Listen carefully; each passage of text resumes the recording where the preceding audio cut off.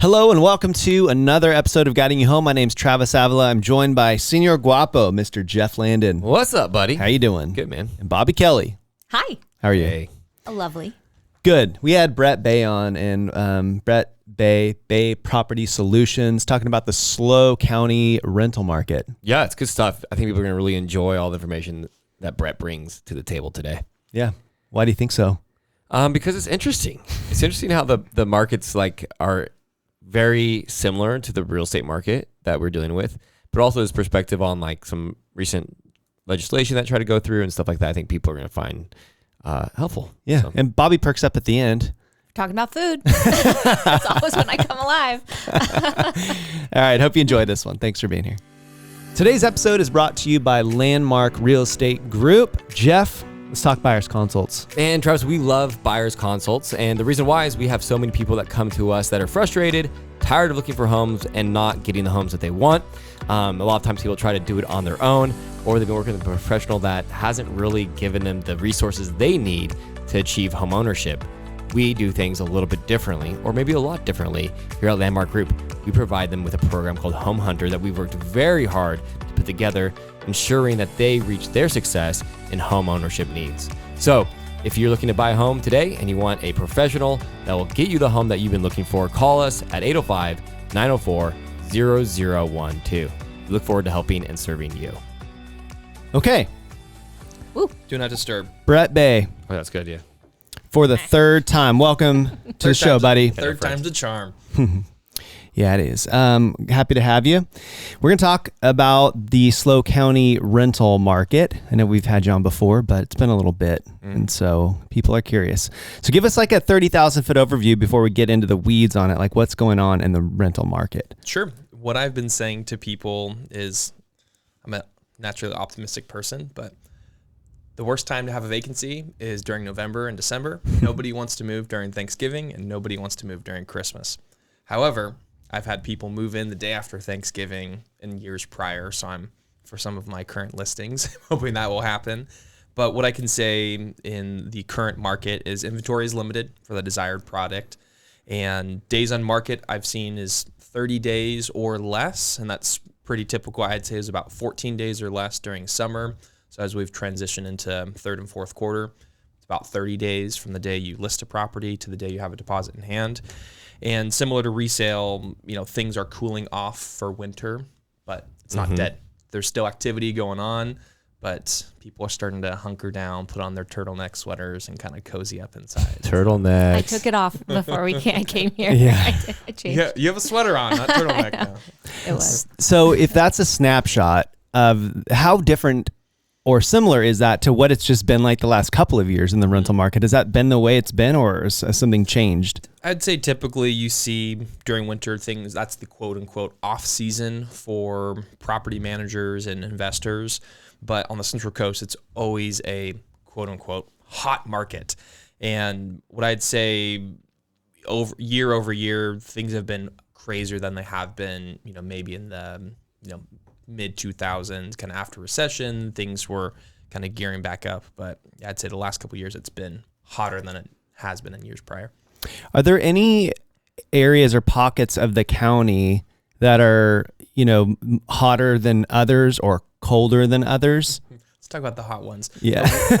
I'm partial towards it because I'm there's shade in it. Yeah, I'm raised in Rio Grande, but there's something in the water here on the Central Coast, but particularly in Rio Grande and in the village of Rio Grande. Had a property off of Nelson Street in Rio Grande, and I think I had 25 applications on the street bedroom, which is a great problem to have. But for every property where I approve one excellent family or potential applicant, I have 24 disappointed people.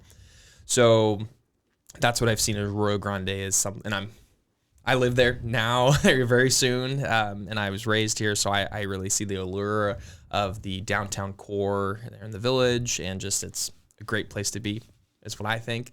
But especially Rio Grande, and then kind of coming outside of that, Grover Beach, Avila Beach, Pismo Beach, kind of up off of James Way, kind of where we're sitting currently. There's some great spots up here where things don't sit on the market for Would very you long. say with Central Coast Boat Builders putting all that new stuff in like Grover, that little area downtown, like off of like 4th and Grand, like, and heading towards the ocean, like that's like a pretty hot area. That's exactly. I was going to talk about the at least 4 developments that I'm aware of. The availability of affordable housing. Oh, hey, let's hit that. With those new developments, they're going to be right there on the corner of 4th and Grand. There's going to be 2 new developments in addition to an existing property. 178 South 4th is a great existing property that I think was ahead of its time.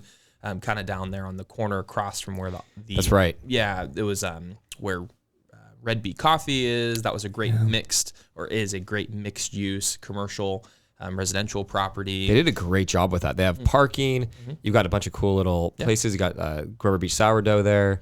That's a cool. How many residences are there in that place? I'm saying this because I used to be work for the property management company that still, I believe, manages it to this day. And I want to say there's about 10. They're going to laugh when they watch this and say, no, you're totally wrong. Wow. But I want to say 10 to 15 upstairs. Wow. And then commercial, I think there's about 8 downstairs. So yeah, it's change hands. Some of those commercial ones, we went from Ribline, they came across the street. And now there's Pono, which has been a great success there, and lots of great activity going down there. So I'm excited to see that's going to happen on the other side of 4th Street, those new developments coming in. That's going to be really neat. The term we use for that for audience is live work. So like theoretically people could live upstairs and work down below, but typically they're 2 separate owners or users or operators. So, but yeah, it's pretty cool. Live work is something that's really popular in our county. I think we're seeing a lot more of it kind of across the spectrum because it's a really efficient way to get some more housing in. There's also some bonuses that are given for parking and density and stuff like that when you have that live work component. So and it's exciting to tie that back in with those new developments. A percentage of those, from what I understand, it needs to be a quote unquote affordable housing. So they're going to be either government subsidized or things that are just a little bit smaller and maybe not as luxury. And it's going to be, I think, good to help release some of that pressure on our lack of inventory. Yeah, and pricing's clearly an issue both in the resale market and in the rental market. I mean, it's kind of a classic supply and demand problem. I mean, we just don't have a lot of inventory, so it's going to hold prices up. How's it been? Like, what's the trajectory been over the last few years in terms of prices on rentals? Has it gone up about the same as, you see the resale market? Is it less volatile? What are you seeing there? What I'd say, I've gotten comments from other property managers or different people like, wow, you really have, it's a lot of your rents are high, Brett. For Bay Property Solutions, the things that you list are typically higher than others. But with certain regulations that are coming down from our state legislature, SB 1482, those rent cap laws, proposed things that were on our recent election ballots, Prop 33, which didn't pass. I'm very thankful for that. That would give local government more authority for rent control. So I'm listing things higher, so that way we aren't going to be capped by those. If it's applicable, it's 5% or plus CPI or 10%, whatever is less under SB 1482, those rent cap laws. So I try to have things a little bit higher to keep consistent with the market, because if your property isn't exempt, you have that limit on how much you can raise rents. I've got a question for Bobby. Yeah. So Bobby, we have like a lot of people that, they want to buy on the Central Coast. And then when they kind of look at the finances and stuff, like, oh, like what we want to live in doesn't meet our needs. So we're going to probably go in the rental realm. How much complaining or frustration do you feel or hear from agents when they're like, man, the rental market, this is what's going on? Do you hear like positive things towards it, or do you hear like a lot of like, this is frustrating, there's not enough inventory? What are you kind of getting? What's your sense? Yeah, I feel like it's kind of matching our real estate market with, buying and selling. It's a really similar experience. You're a lucky one if you can find something, if you can get qualified for it, if you can get into it. Yeah. But yeah, prices are high, availability is low, and it's frustrating on all accounts. So Brett, when you're like looking at an applicant, and I think you're probably pretty similar to all property managers, like what are you looking at for a good qualified candidate? What are those things? Yeah, we've touched on this on prior podcasts, but I think it's always good to reiterate for people that are watching or listening is what can I do to give myself the best chance? And per Fair Housing, there's 4 criteria: credit history, rental history, job history, and income. Those 4 things are what I, as a property manager, or even people that own a property and they're listing it themselves, they can base their decisions off of. But I always tell that to potential residents when I'm meeting with them. And I say the fifth criteria is this. And for those of that people are listening, the back and forth is, I want to see what you're like when I meet with you. The intangibles that I can't make a decisions off of, but do you show up on time? Do you communicate well? Yeah. If you're there with your spouse, are you communicating kindly to them? Are you communicating kindly about the subject property? Oh, this thing's a piece of what? Or, my dad would break that wall down and fix this. It's just seeing how people interact with not only ourselves as the property manager, but how they interact with the property and the neighborhood.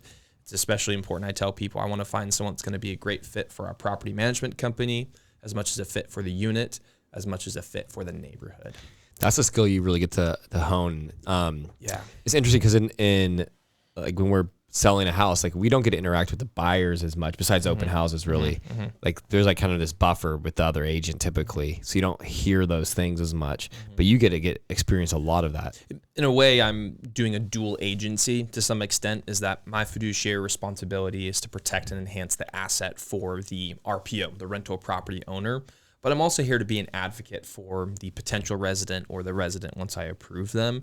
So really making sure I have both of their interests at heart, making sure I'm finding someone that's going to pay rent on time and be respectful of the property. Yeah. But then also someone that, finding these great properties that someone is going to want to live in and not a shack or a shanty. It's someone that there's that pride of ownership in there. I've got a question can I go back to the rent cap thing? Yeah, and also I want to hit back to the other developments that he was talking about as well. Okay, yeah. So the rent cap, this is anecdotal and maybe too far in the weeds, but one of the things that I've noticed as we talk to buyers and sellers is, especially on the buyer side who have been renting, a lot of times, I don't know, maybe the majority, they say, gosh, our rent's so low. They've been grandfathered into some sweetheart deal. So I guess from your experience, as you're talking to maybe folks who are trying to manage their own properties, has that been what you've seen, that they're under market value? How do they know what market value is? And then on the rent cap, if they have a vacancy, can they increase their rent? Like, does a rent cap apply only if you currently have a tenant in, or if you have a vacancy, can you I'm going to bump this up 15% just to catch up with the market rate, or can you not do that even if it's vacant, preparing for the next tenant? Great question. So disclaimer, we are not attorneys and we are not giving legal advice on how to manage your property. That's done. Okay. Yeah. But then, what I can say, so with the rent cap laws, is there are certain exemptions. Single family residences are exempt from the rent cap laws. So theoretically, there's still certain things that are in play. You can't raise the rent more than 2 times in a 12-month period, but you can theoretically raise that however much you want. If you have got a great resident in there, yes, I think keeping it within reason. But I think it's on these single family homes, if it's newer than 15 years, if you've just built it, you're exempt from these rent cap laws. It's a lot of times, from what I understand, this law was put into place to protect from REITs or real estate investment trusts. Oftentimes foreign entities or people will come together and coalesce and buy these big developments and jack up the rents on all the people and force people out. So I understand there's good intentions from our legislature when they created these laws, but it hurts the mom and pop landlords. It hurts the people with a small portfolio when they are not able to get things to market if they've been under market.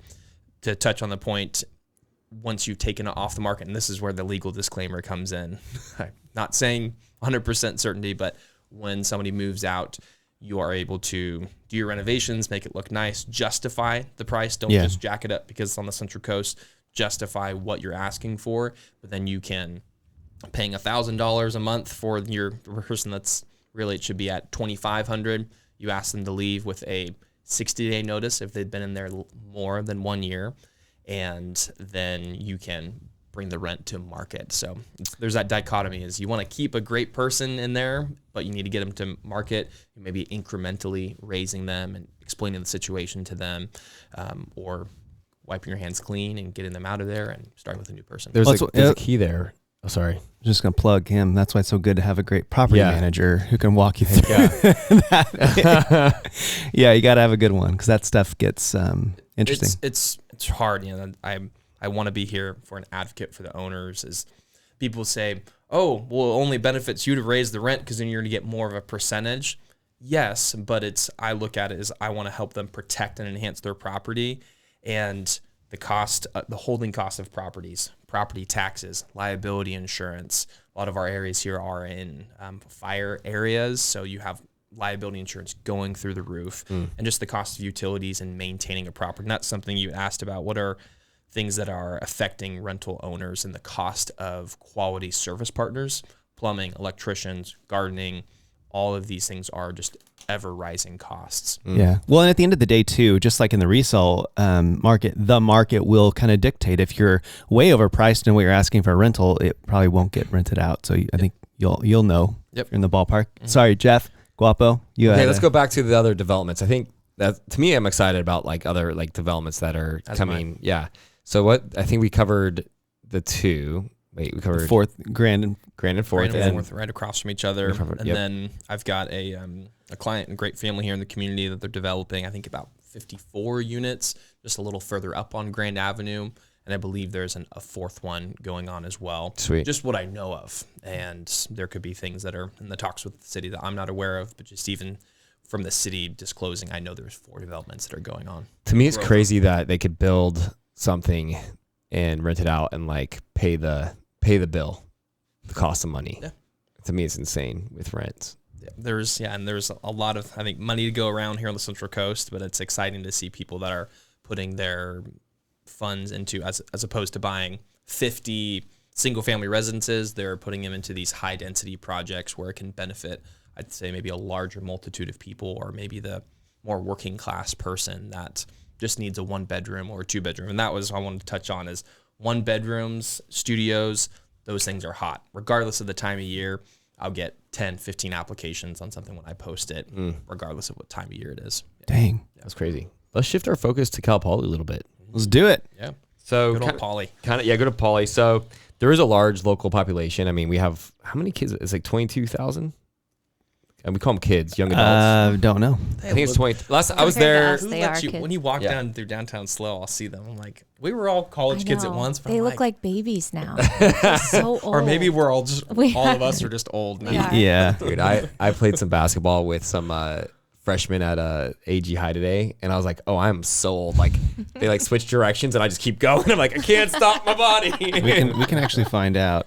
I thought you had a video for a second. No, I I have a video of him playing. Yeah, I think it's like 22,000. But yeah, find out let's fact check Jeff. How many kids go to Cal Poly?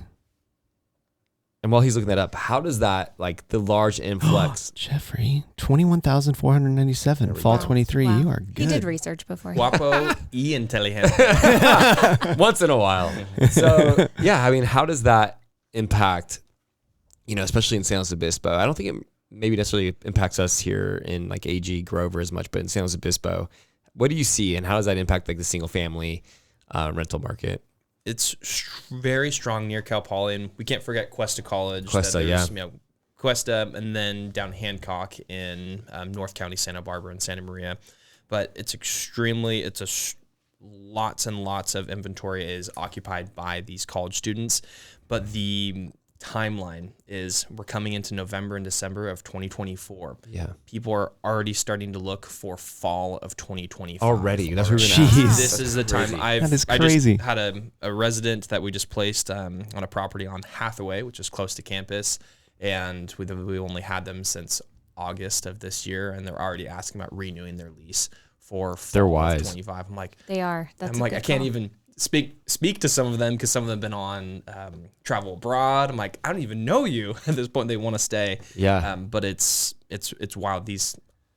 Back in my day, I went to school in San Diego, and I don't remember it being as competitive, whether it's just the local Cal Poly San Luis Obispo market, or if that's just a changing trend in California. I'd like to think it's the prior. I think San Luis Obispo is people want to be here. We want to be here. But yeah, it's wild. That's wild. Yeah. What's wild is, so I went to Cal Poly in 2003, and I think it was only like 20,000. Like, it was like 20,000. It wasn't like much less students.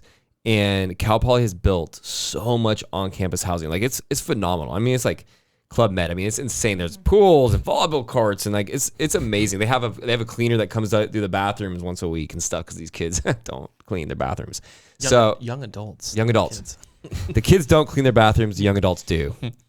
Message to the no kidding. So anyway, and so like to see like how much housing has been built on campus, yet there's still such a huge impact still with single families that are being rented out for student housing, and the money's so good. Like, I mean, what, like $1,500 a room, $2,000 a room? What is it? I mean, it's crazy. Yeah, I'd say under $2,000 a room, but yeah, this property I have off a few different properties near campus, yeah, averaging about $1,400 a room. Wow. It's $8,000 for some of these like 5-bedroom properties. It's just astronomical to me. I cannot believe it myself, but they come in and say, this is what we've been paying. We're able to pay this. And the owners say, okay. What I found is the 2 properties that I manage I actually have 3 properties very close to campus, but 2 of which I haven't even to go out to find a resident, because it would oftentimes, and you guys asked me about this, if my kids go into poly, how do we get them in? And these are properties where the parents have bought a property for their kids when they go to Cal Poly. They're there for 4 years. And then, when you're a senior, you have friends that are juniors. And it's the friends that come in after, and then just in perpetuity. Like, I think I'm 2 or 3 that's what I did. I'm 3 or 4 generations down the road on some of these properties I have now. Little Timmy was a great, my son, he was a great resident, and his friend moved in, and then now that friend of a friend's moved in, so it's pretty cool. It's pretty cool. It's cool, but then it's hard for people that are trying to get have that connection. Yeah. What do you do? Because that's a great idea. If you have connections, leverage those. As people are moving out, you can slide in. But and we're probably a little bit early for parents considering where to house their kids for fall of 25, but maybe not. Like how do you do it? You just keep an eye on. Tell your kids to be friendlier with people that own houses. I guess so. Be a nice friend. I mean, we're talking 14 days on market. So once it hits, you've got to apply ASAP. And how? Let me ask you this. How much time is there between somebody on average deciding that I'm going to put my home up for rental and it being live as a rental? For Cal Poly, I can't answer that with the whole like December of 24 versus into the fall. But like just on your current properties, like when somebody says, "Hey, Brett, we're moving out. I want to make it a rental." Like, how much time do you? Is this for Cal Poly or no? Just in SLO. Yeah, SLO County. Depends on the condition of the property. Depends if they've had somebody in there. I've got a property in the village, upcoming, 2-bedroom, 1 bath, off of South Mason. I've got 8 or 9 more. Jeff can attest to this. We're in a networking group, and on Thursday I gave my plug. I was like, okay, I'm gonna take a deep breath. I have got 9 properties. And he just went, took all of them. Normally, I'm the timer guy, and I'm like, bing, shut bing, up, bing, shut be up, quiet. Shut up, You're over. But to answer your question, I'd say typically takes 14 days to 30 days to get a property ready. If it's been owner occupied, to get converted into a rental. And then again, those 14 to 30 days from the time you list it, time you have a security deposit in hand. But in regard to going up to Cal Poly, what can they do to better set themselves up is having all of their documentation in order. Those things we talked about, the credit history, rental history, job history, and income. In addition to that, having 3 months worth of bank statements, 2 most recent pay stubs lined up. However, when we're going to school, your job is to, this is what my parents tell me, your job is to go to school full time until when I was an upperclassman, it's okay, you got to work a little bit too when your credits are less. But having your co-signer information all lined up and having that conversation with mom, dad, guardian, whoever is, hey, are you going to be willing to back me and or my friend group? You've met my 3 or 4 friends when I've been going to Cal Poly. Are you willing to co-sign for all of us, or just have an individual co-signer, for, little Timmy, his parents would just co-sign for him. And I've had it where I've had 5 co-signers for the 5 occupants on a property. Wow. Typically don't do that on my normal, properties just here on the Central Coast, Rio Grande, Grover Beach, Pismo, Shell. But in Cal Poly, when it's a higher density of students, I'm willing to be flexible on my lease arrangements. If there's 5 people and things change, somebody decides to go home and stop going to school, I'm oftentimes allow people to find that replacement, whereas a lot of times I'm locked in on these other properties. So. Do you have people ever offer to pay more? I'm thinking of housing market. We kind of have the advantage of if it's worth it for us, we will just outbid the next person. Do you have parents offering to pay more rent, people offering to kind of bid it up? That's a great question. There's people will ask me, is there negotiability in the lease rate? This time of the year, I'd say, yeah, let me know what you can do because I've got so many vacancies and things are sitting a little bit longer.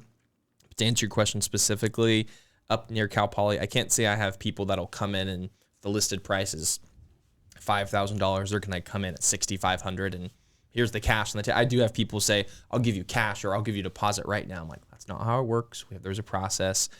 But it's what I've found is people don't negotiate on the term. Is if it's $8,000, yep, sounds good. Nobody questions or balks or tries to negotiate on it. So which is a slippery slope for landlords, is they could jack up the rent really high and, oh, I know I'm going to get it, but there's that responsibility. If you own an investment property, you need to provide a safe, habitable living environment. It's the good thing to do, the right thing to do, but it's also you have a legal responsibility to provide running water, to provide heat, to provide a safe place for people to live and call a place home. Yeah, but hope that answers your question. People don't. Bobby's opening up a new door of bidding wars for rentals. Is your strategic advantage. Just wondering. So it's 55, okay, and so we'll do 6. Wink. Yeah. I don't know if I can even wink. That's rough. That was a rough one for me too. Okay, let's. You mentioned a few, like any laws that coming down the pipe that landlords or tenants need to be aware of. Yeah, I just wrote this one down specifically on the ballots this past November. Prop 33 on our ballots here, it was expand local government authority to enact rent control. That did not pass. So the reason why I think that's a great thing is because if those sorts of things do pass, then when vacancies happen, people are just going to jack up the rent because they'll know, oh, I don't have the ability to raise my rent incrementally. So I predict that would cause rates to skyrocket. Whereas what I recommend to owners currently is to keep up with inflation. 3 to 5% annual increases is often appropriate. You can go up to 10% on these rent cap properties, or I don't want to say limitless, but on these things that are exempt from SB 1482. But I think 3 to 5% to keep these great residents that you find, because you vet them from the beginning and find a great person, especially if you have a property manager. You want to keep them, but you also want to be fair to yourself and your bottom line, because your property taxes, your liability insurance, your holding costs go up every year. Cool. All right. Oh, I guess, yeah, Prop 30. I'm like, what was the question? Prop 33. And then there's always things that are coming up. Local jurisdictions, oftentimes, I know in Rio Grande, there's mobile home rent cap for spaces, for mobile home spaces. I believe, in Rio Grande, there's some laws that limit percentage-wise how much you can raise. So it really depends on, you've got your state legislature, and then you've got your local, county or city jurisdictions. And I tell people the rule of thumb is whatever the stricter of the two is, that's what you adhere to. So, yeah, but I'm just really been focused on Prop 33 and glad it didn't pass. All right. He was out there in my yard the other day with a sign. It was interesting to see after Election Day this past week to see, people, it was Wednesday morning and people were taking out signs and signs were in the trash can. But yeah, I guess I won't get too political and start talking about that because we might have a thank God it's wild over. Times. Yeah. It's over. Yep. All right. Well, hey, this is not your first rodeo. You've been on the podcast many times, so we've got a whole new round of questions for you. Bobby, do you want to start? Oh, you're not ready. I'm not prepared. Hey. Sorry. Go ahead. Okay, I'll start. Okay, first question: what's the best concert you've ever been to? Best concert I've ever been to is a toss-up. There's one I talk about often with my spouse Jackie and a lot of other people. I think in 2013 at Mid-State Fair, there was Train was the first half, and then Maroon 5 was the second half. Nice. At our little Podunk Fair here in Paso Robles. That's so that awesome. Was an incredible, and I can't remember, I'm kicking myself. I can't remember who opened for them, and it was another great name.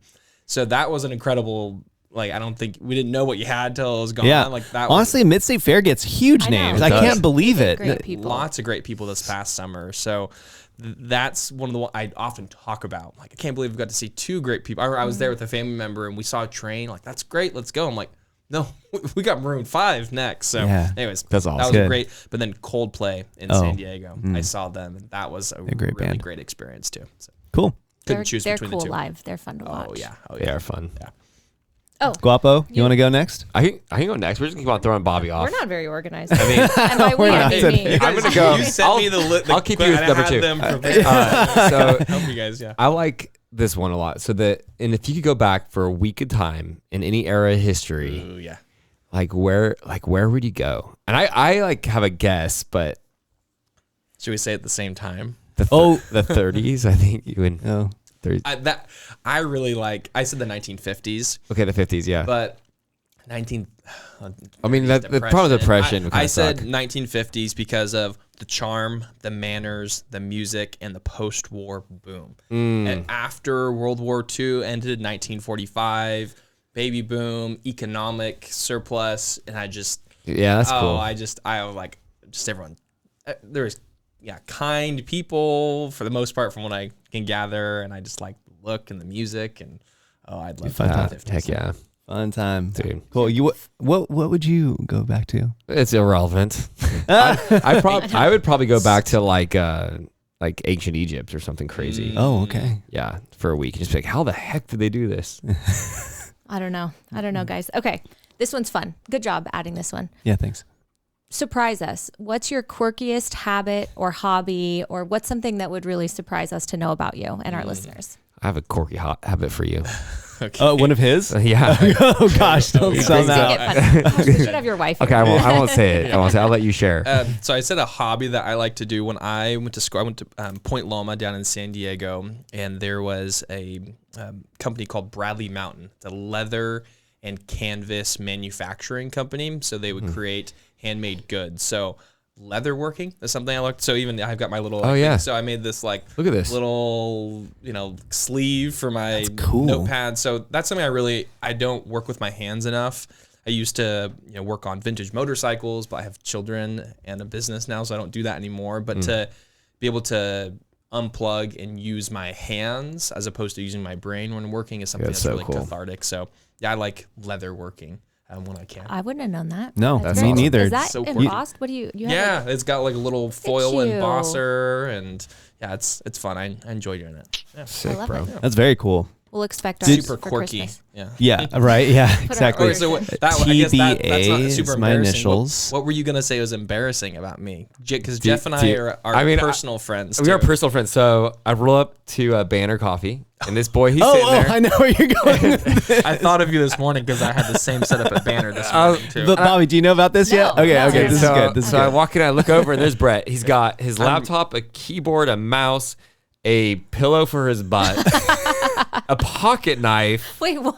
What else do you have? A stand for my phone. A stand for his phone. Yeah, his phone's got a stand. I was like, what is this? What is going on? It's a whole station. It's a whole Like, station. all The best is the accessories all the time. donut butt pillow that he brings to So you Banner. just set up shop. You just take over for the day. Oh yeah. Yeah. You gotta be comfortable. I was disappointed because I was only there from 8:30 to 11:30 today. So that was And half of that was set up. seriously. It is the most geeky station I've ever seen in my life. I love The thing it. is, though, when That's awesome. I hide, I shouldn't say this, though. I'll go to Banner. Oftentimes, beginning of the month is when I'll see these turkeys there. I'll go there to hide because if I'm at my office, people know I'm there. They can come ask me for. My vendors asking for checks and. Well, Amy, orders. now So you I know go where there. he I'll is, just folks. set up next to you next week. I go to Banner to hide, but then I'm berated with comments on my butt pillow. So it's just like, I'm old. I'm in my 30s now. To Let be me and my expected, butt Brett. pillow. To be expected. He's old in his 30s. That's going to go well at our networking group because we had someone say old people is like something over 40 or something Oh the my other day. gosh, We're you like, guys yeah, are right. like the babies. Yeah, in that we're group. like, come on. Okay, here we Okay. go. This is a good one. One more question. What's your go-to after a long, hard day at the office? What is your go-to comfort food? And do you make it or do you go out? And if you go out, where do you get it from? No questions asked. Jaffa Cafe. Oh, Shout out so to good. Cedro and Pepe. It's so good. Wait, what's your order? What do you get? What'd you say? The gyro plate is what I get. Gyro. Yeah, gyro, whatever it is, the lamb, beef, kebab, so good. And it's on a bed of rice and fresh lettuce and hummus and pita. Do you need your butt pillow? His eyes? I can't see them. I'm pretty sure his eyes are closed. Describe They were already closed. I think I see a little tear. And then what's sad is that when you go to a place and they know you by name and they're excited to see you, it's such a great feeling. But I'm also like, wow, I come here way too often. Yeah. But That's good food, though. Oh, it's good food, and I think it's quality food. But you pay a little bit of price for it, but it's well worth it. So I try to limit myself maybe 6 times a day, 2 to 3 times a month. But a month. a month. That's Let's you're get golden. this guy sponsored. Yeah, we should. Yeah. honestly, Let's work on it. Cedro, hook me up there. But Jaffa Cafe is what I'd purchase. But then this is dorky. I love milk and cookies. So oftentimes at night, like That's so cute. oh yeah. So I am but yeah, both Jackie and I love Jackie likes graham crackers and cookies. I often like milk and cookies if I can. But then it sounds weird, but raw milk, I get it from a little dairy here in Napomo. Yeah. And raw milk. The Pope are coming for you. Isn't that illegal? Oh yeah. They're coming. Come fight me over my It's raw. actually illegal? I will go to battle for. You can have cocaine, but you can't have raw milk. You can buy raw milk in the store. What are you talking about? Can you? And I'll go. It can't be there's illegal. certain jurisdictions. The one I go to is lab tested, and I don't know about the legality, whether it's illegal or not.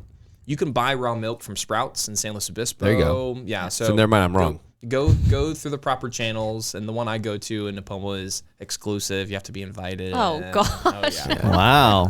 Bougie milk. Okay, but what kind of cookie do you go for? What I've been going for lately is the double chocolate chunk cookie from Trader Joe's in like that tub. There's the little tiny ones. Yeah. Not those are good. The big those ones. are good, but it's like the little bit bigger ones. Yeah, or they have the take and bake cookies from Trader Joe's. Oh, I can do a whole podcast of cookies and snacks and junk food because I'm all. This about is it. now I'm in. Now I'm Bobby like, just perked up a little bit. If I can put Bobby on blast, we were talking about Taco Bell before we okay. started. Was that necessary? Okay. I'm sick. I went to Taco Bell this weekend with my family. So Taco Bell. It's clean food, you guys. It's clean. Said no one ever. No, Brett and I are just. I'll die on that hill with you. Thank you. So, Brett, how do people get a hold of you? Bay Property Solutions. Just go to Banner or Taco Bell or Jaffa. Look for the, Camp out at the raw milk look for the station. guy with the butt pillow. You can go to Bay Property Solutions, and that's spelled Bravo, Echo, Yankee, BEY, propertysolutions.com. You can find us on Instagram at Bay Property Solutions, or you can call us at 805-316-1659. Sweet. Awesome. Great. Thanks, Great Brett. job, man. Appreciate you. Thank you, Landmark Group, and thank you for guiding me home. Well played, sir. Thanks, dude.